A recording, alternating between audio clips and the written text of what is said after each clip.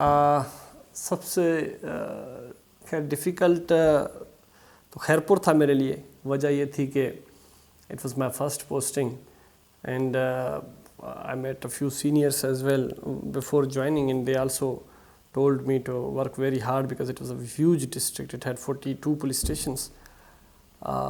تو اس حساب سے بھی تھا کہ یار پہلی پوسٹنگ ہے اور a lot of things are at stake, reputation stake پر ہے, whether I would perform or not. اور خیرپور کے مسائل بھی بہت زیادہ ہوتے ہیں, کچا بھی ہے, پکا بھی ہے, شہر بھی بڑا ماشاءاللہ وائبرنٹ قسم کے لوگ ہیں, اسٹیک ہولڈرز بھی بہت زیادہ تھے.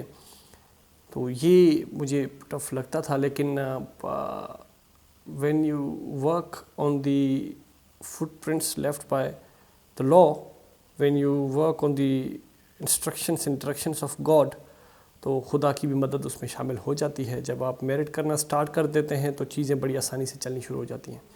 اگر آپ تھوڑا سا بھی 1 انچ بھی میرٹ سے رائٹ اور لیفٹ ہو جاتے ہیں تو آپ کے لیے مسائل شروع ہو جاتے ہیں. خیرپور میں I consider it one of the best posting so for for me.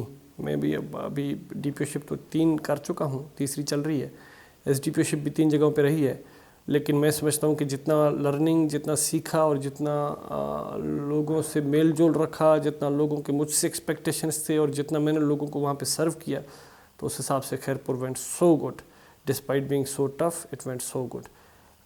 بعض اوقات لوگ سمجھتے ہیں کہ کشمور جو ہے وہ زیادہ ٹف ہے since there are law and order issues over there, ڈاکو ہیں, کچا ہے. لیکن Kashmore was much easier for me than Khairpur.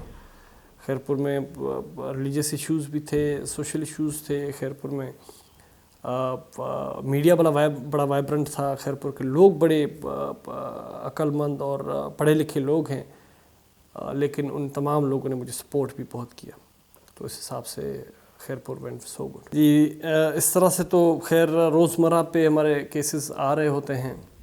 مسٹیریس تو نہیں کہوں گا, لیکن ویری ہائی پروفائل کیس آپ کو بھی پتہ ہوگا, the Ranipur case of Fatima فرڈو.